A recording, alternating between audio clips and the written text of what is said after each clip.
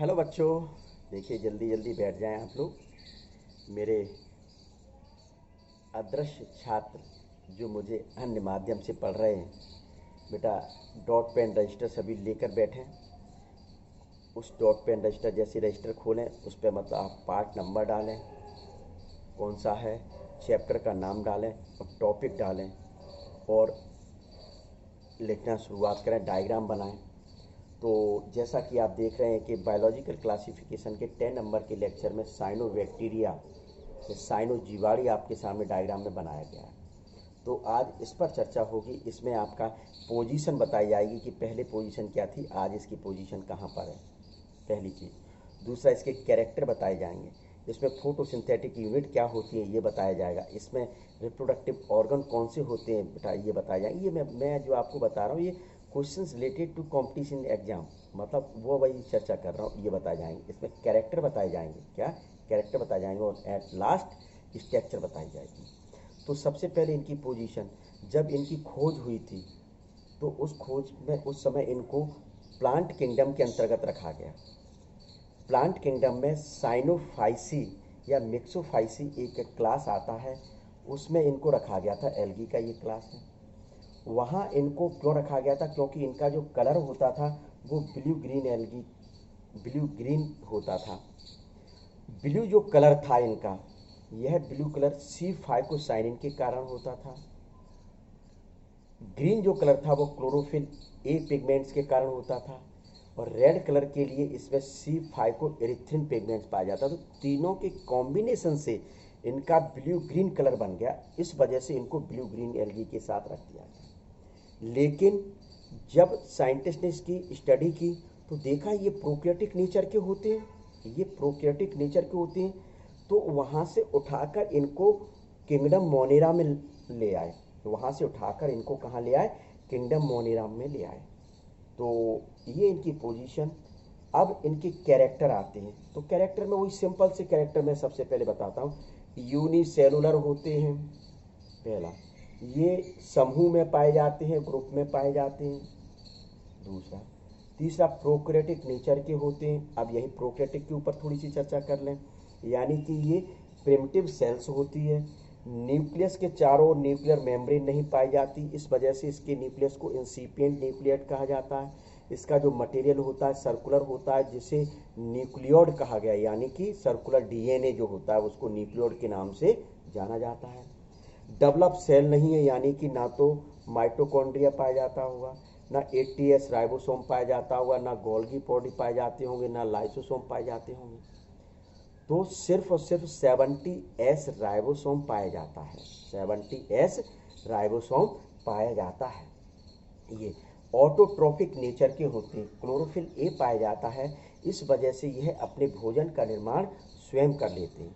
इनमें जो photosynthetic unit होती है, ये फोटोसिंथेटिक यूनिट लेमली के रूप में पाई जाती हैं, जिन्हें थाइलेकॉइड कहा जाता है। क्या कहा जाता है, लेमली के रूप में पाई जाती हैं, जिन्हें थाइलेकॉइड के नाम से जाना जाता है। इसकी जो आउटर लेयर होती है उस आउटर लेयर को सेल वॉल कहा जाता है। और यह सेल वॉल जो लेयर होती है वह एक चिपचिपा पदार्थ म्यूसेलिजिनस सीक्रेट करता है, जो एक चारों ओर प्रोटेक्टिव लेयर बनाती है, जिसको श्लेष्मिक आवरण या म्यूसेलिजिनस लेयर के नाम से जाना जाता है। इसकी जो सेल वॉल होती है वह सेल वॉल सेल्यूलोज की बनी होती है। श्लेष्मिक जो लेयर होता है वो म्यूकोपेप्टाइड का बना होता है। काय का बना होता है, म्यूकोपेप्टाइड का बना होता है।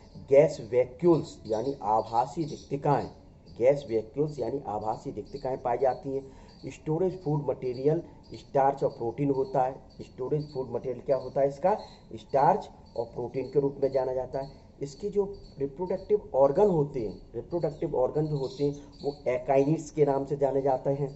किसके नाम से जाने जाते हैं, हार्मोगॉन्स के नाम से जानते हैं। और हेटेरोसिस्ट होते हैं। हेटेरोसिस्ट नाइट्रोजन फिक्सेशन का फंक्शन करते हैं।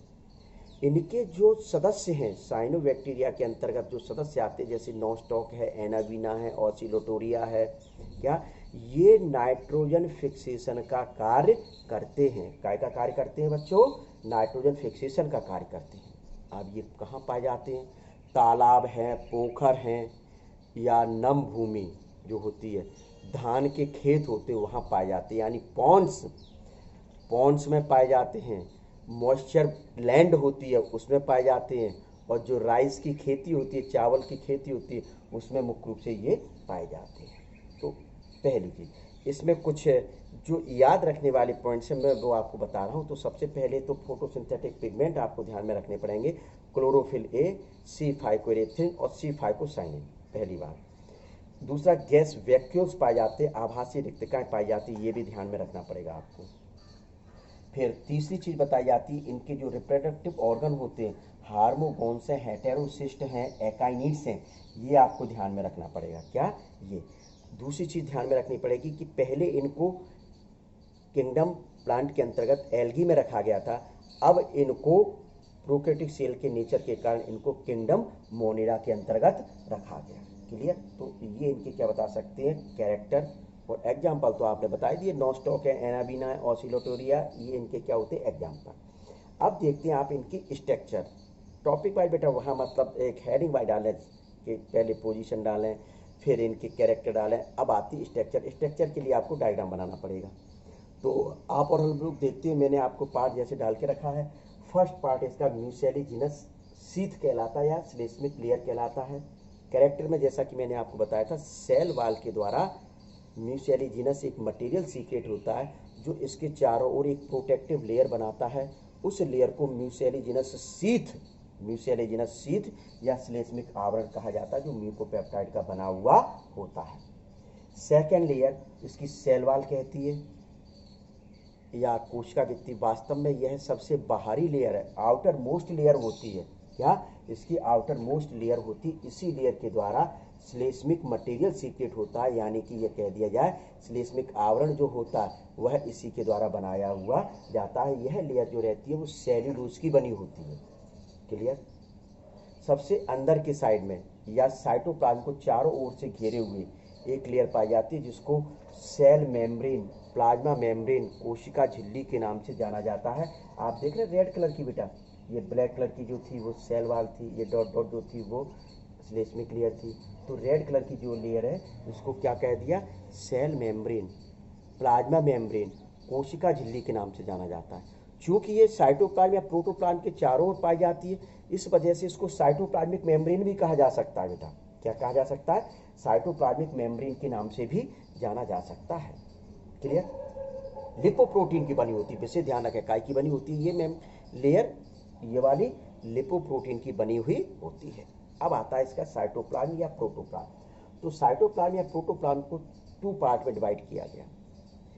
बाहरी भाग जो होता है, जो परिधीय भाग होता है, पेरीफेरल वाला भाग होता है, जो बिल्कुल सेल मेम्ब्रेन के नीचे वाला जो भाग होता है, उस भाग को क्रोमेटोप्लाज्म कहा जाता है, क्योंकि यह रंगीन होता है, कलरनेस होता है या कलर्ड भाग होता है।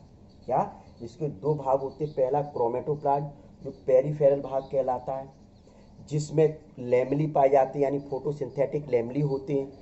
ये फोटोसिंथेटिक जो लेमली हैं इनको थाइलेकॉइड के नाम से जानते हैं। देखिए ये मैंने बना रखे हैं, ये चारों ओर ये देखिए बना रखे हैं। तो यही भाग हैं, यही लेमली कहलाते हैं, जो इसके फोटोसिंथेटिक भाग होते हैं। इनके द्वारा फूड प्रिपेयर किया जाता है, इस वजह से इनको ऑटोट्रॉफिक नेचर का कहा जाता है। और ये चूंकि कलर्ड होते हैं, इस वजह से इस भाग को क्रोमेटोप्लाज्म कह दिया गया। क्या कह दिया गया? क्रोमेटोप्लाज्म। पहला पार्ट साइटोप्लाज्म का। दूसरा पार्ट आता है जो सेंटर में होता है, जिसमें जेनेटिक मटेरियल पाया जाता है, इसके आनुवांशिक पदार्थ पाए जाते हैं। जेनेटिक मटेरियल मेन कौन सा होता है? डीएनए, यानी कि डबल स्टैंडर्ड डीएनए पाया जाता है, द्विसूत्रीय डीएनए होता है, सर्कुलर डीएनए होता है। इस डीएनए के चारों ओर, इसके आनुवांशिक पदार्थ के चारों ओर, इसके जेनेटिक मटेरियल के चारों ओर, बेटा देखिए मैं मतलब कई नाम से मतलब लेकर आपको एक्सप्लेन कर रहा हूँ। तो ये आप देख रहे हैं जैसे सेंटर में व्यवस्थित है, इसको सर्कुलर डीएनए कहा गया। इसको न्यूक्लियोड भी कहा जा सकता है, यह इंसिपिएंट न्यूक्लियस के नाम से भी जाना जा सकता है। क्यों? क्योंकि इसके चारों ओर न्यूक्लियर मेम्ब्रेन नहीं पाई जाती है, इस वजह से इस जेनेटिक मटेरियल को न्यूक्लियोड कहा गया। और ऐसे न्यूक्लियस को इंसिपिएंट न्यूक्लियस के नाम से जाना जाता है। आरएनए भी पाया जाता है। ये अनडेवलप्ड सेल है, क्यों? क्योंकि किसी भी प्रकार का सेल ऑर्गेनेल यानी कोशिकांग नहीं पाए जाते। माइटोकॉन्ड्रिया हैं, गोल्गी बॉडी हैं, एंडोप्लाज्मिक रेटिकुलम है, 80S राइबोसोम ये नहीं पाए जाते, सिर्फ 70S राइबोसोम पाए जाते हैं। तो ये देखिए लिखा हुआ है। क्लियर? फिर इसके अलावा इसकी स्ट्रक्चर में ऑयल ड्रॉप्स, तेल की बूंदें पाई जाती हैं। देखिए स्टोरेज फूड मटेरियल, संग्रहित भोजन मैंने लिखा स्टोर, अभी मैंने कैरेक्टर बताया था, स्टोरेज फूड मटेरियल स्टार्च और प्रोटीन के रूप में पाया जाता है। ये वही ऑयल ड्रॉप है। ऑयल ड्रॉप मतलब क्या, ऑयल ड्रॉप अलग हैं और स्टार्च फूड मटेरियल अलग है।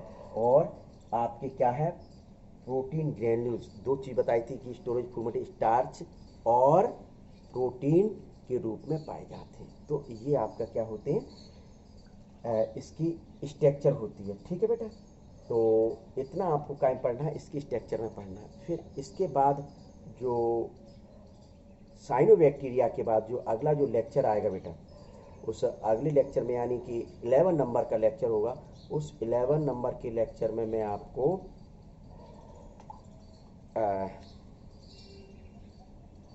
PPLO, pleuropneumonia like organism, PPLO pleuropneumonia like organism के ऊपर आप और हम लोग चर्चा करेंगे। ठीक है बेटा, ओके।